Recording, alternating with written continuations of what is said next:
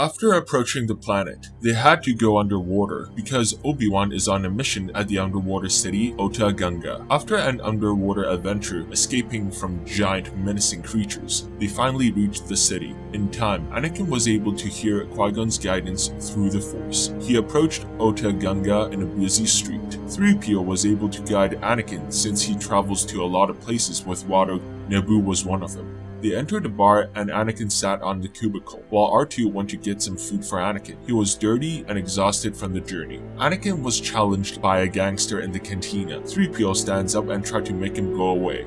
The gangster hates Jedi for not minding their own business, and was able to take his rage out on the small hooded figure that has a lightsaber dangling on his belt. The gangster pushed 3PO onto the ground. A man drinking in the cantina stepped out. This young man, in his early 20s, approached the gangster. He told him to leave them alone. He tried to use his Jedi mind tricks to make the gangster turn himself in. The gangster pulled out his blaster. The man was able to deflect bolts of the blaster with just his hands, kind of make him look like a badass. The obvious Jedi used the Force to pull away his blaster, used the Force and pushed him onto the wall. Suddenly, it turned out some people in the cantina were actually part of the gang. Those people closed into the man. In a swift movement, the man defeated all those gangsters, making them fire at their own men. It's kind of parallel to Western bar scene barrels. This Jedi took out a comlink and called local reinforcements to come in. The gangsters were all arrested. The man helped Anakin up. He originally thought that this hooded fellow was a Jedi Knight because he was extremely strong with the Force. This Jedi revealed to be Obi-Wan Kenobi.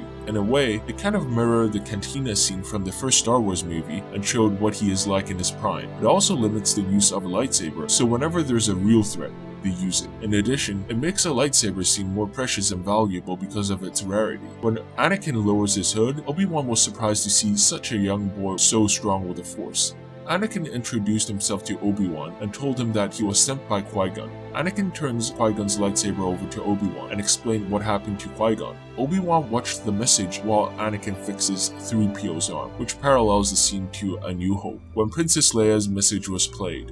And this is Qui-Gon's report. Greetings, Obi-Wan. I must regret to inform you that my mission to settle the dispute between the Trade Federation separatists and the Galactic Republic has failed. On my journey back to the capital, I was able to intercept the Trade Federation's plan against the Republic, starting off by invading Naboo. Unfortunately, I was under attack. I had placed all the data of the Trade Federation plot into this RT unit and trusted to the care of this boy, Anakin Skywalker. This is an urgent crisis. We must act quickly. Also, take care of the boy and bring him to the Jedi Council. The Force is unusually strong. He could be the chosen one. Then, Obi-Wan, Anakin, and the droids went to the Theed Royal Palace, back on the surface, to warn the local Prime Minister, Boss Nass. Apparently, there was a better waterway system to avoid the giant sea creatures. Once they were at Theeds, Obi-Wan showed Boss Nass the Trade Federation's plot against Naboo. Boss Nass decided that he will stay with his people, and told Obi-Wan to go to Coruscant to get help,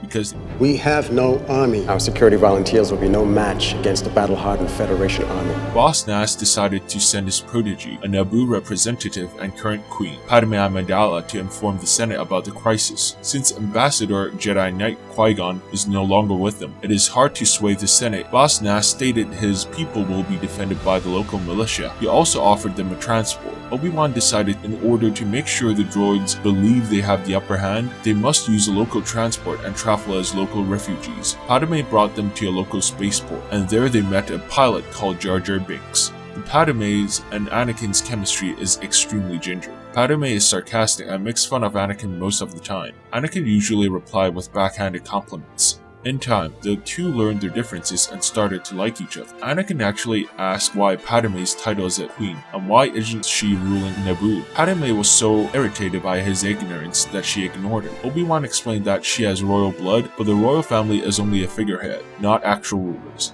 Kinda like Britain, having figurehead royal family. In space, they were surrounded by the Trade Federation droid army. The invasion had begun. Jar Jar was proven to be a terrible pilot in dogfighting. They were able to escape from the battleship after a castle run with Padme, Obi-Wan, and Anakin on the turrets. Anakin have sad aim. His fire-to-kill ratio is way off. After Anakin accidentally ripped off the joystick of his control and a droid fighter destroyed his turret right after he got off to fetch the droids to fix it for him, Padme told Anakin to head to the cockpit and look at what's happening to Jar Jar. The ship is piloting way out of of control. R2 and 3PO were trying to fix leakages and problems all around the ship. When Anakin went to the cockpit, turns out Jar Jar fainted when he first saw the army. Anakin flew the ship. After the computer finished its hyperspace calculations, he jumped into hyperspace. Viceroy Gunray is seen talking to Maul, saying that he is starting to land his troops. Maul then headed to question Qui-Gon. Padme headed to the cockpit to congratulate Jar Jar for his amazing flying skills. To her surprise, it was actually Anakin who did the amazing flight.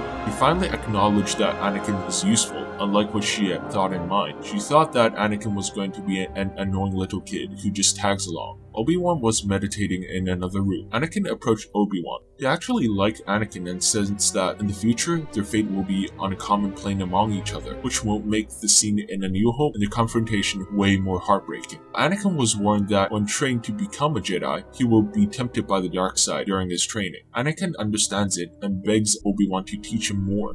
Obi-Wan then tells Anakin that he does not have the approval to train Anakin by the Council, but told Anakin to observe closely. Such simple steps include clearing one's mind. Obi-Wan then started talking to Anakin about the ways of the Force. Anakin saw Qui-Gon tortured by droids in his vision. Obi-Wan told him that it was the future that he saw. Obi-Wan felt Anakin's fear for Qui-Gon. Then both of them sensed Qui-Gon through the Force, who was trying to communicate with him. He said that the Trade Federation had just locked him up after questioning him. After sensing Anakin's fear for the Jedi's safety, he assured that he is fine. Again, Obi-Wan was amazed by Anakin's sensitivity to the Force. He told Anakin to continue to search out his feelings and calm his mind. Serenity is the main objective. Things started to levitate in the room. Then Anakin woke up and he was in cold sweat. He told Obi-Wan what he had saw. Obi-Wan was surprised and decided he should stop his training there, because seeing historical ancient Sith Lords should have been in a way later stage of meditation. Obi-Wan then told Anakin to forget about these visions and should stop meditating for a while. Obi-Wan was worried what he had done might have corrupted Anakin. The young boy has been exposed to the dark visions way too early before his training even started.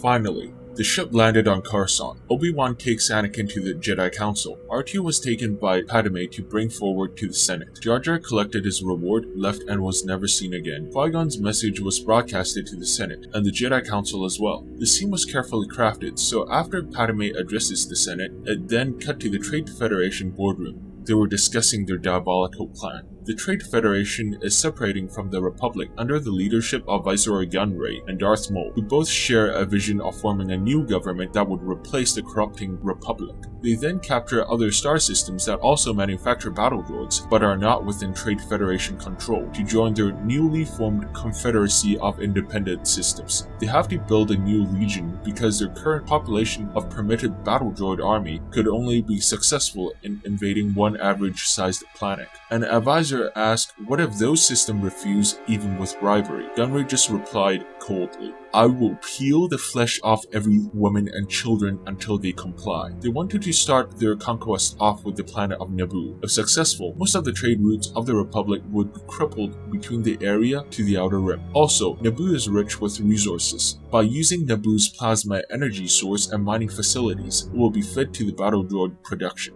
And secretly, Maul's true intentions did not share Viceroy Gunray's ideal vision. Back to the Senate. It was in chaos. Everyone was baffled by what they just witnessed. Some senators claimed that it was a scam, that Naboo is lying, because Naboo was one of the systems who highly opposed the creation of an army. Other senators were struck by fear. The Senate blamed the Supreme Chancellor for incompetence, as he had increased a lot of resources for the droid military and did not have any proper inspection. Rather than concentrating on the issue of Naboo's invasion, all the senators were selfish and fear for what will happen to them and their loss of power, but the Trade Federation's separatism continued to spread to their planets. Qui-Gon reported to the Jedi Council about the Force and what he had encountered with a mysterious attacker. He said that he's well trained in the Jedi arts, but the dark side of the Force surrounds him. His only conclusion is that it was a Sith Lord. Qui-Gon also encountered an anomaly of the Force. The Force is unusually strong around the boy. Judging by his slave master's words, he must be conceived by the Force. This boy, Anakin Skywalker, is the chosen one, like what the prophecy had said. This was the main reason why he had invested the entire mission to the boy to let him complete it. If the council had received this message, his faith to the boy is proven to be correct.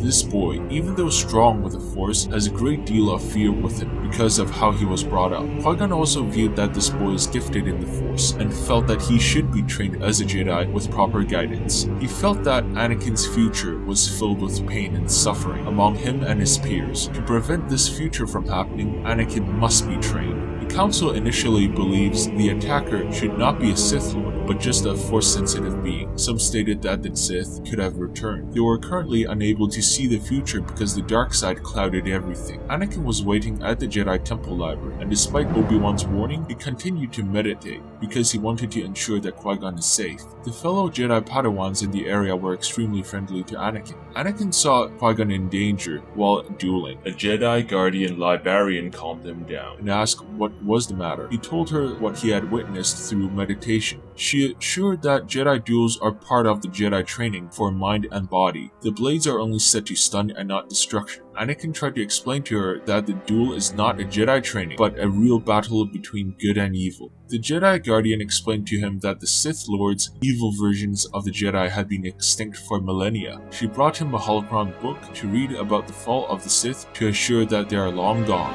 Back at the Senate, every star system was still talking about themselves and their fear. Finally, a relatively selfless star system, Camino. The Caminoan representative said she had a reserve of specially engineered super soldiers. These are private militia for the planet and are low in numbers. Even so, the Prime Minister and the cabinet of the planet were willing to send these troopers to defend Naboo from the Trade Federation, if what Naboo stated was true. And also, the reserve of these Caminoan army are just in the testing phase. They had never battled before, so they're unsure if these troopers might be able to help Naboo much. However, the representatives' approval to the Senate was put on hold because there's an order of formality that's delaying everything, and every star system are talking about their fear of losing power, and that's all they're trying to proclaim. More protection from the Senate, that's all they're doing. With the crisis of Naboo's invasion, formality could have been put aside. Impatient and suggested by Palpatine, Padme declared the vote of no confidence. Other senators agreed, blaming his leadership skills.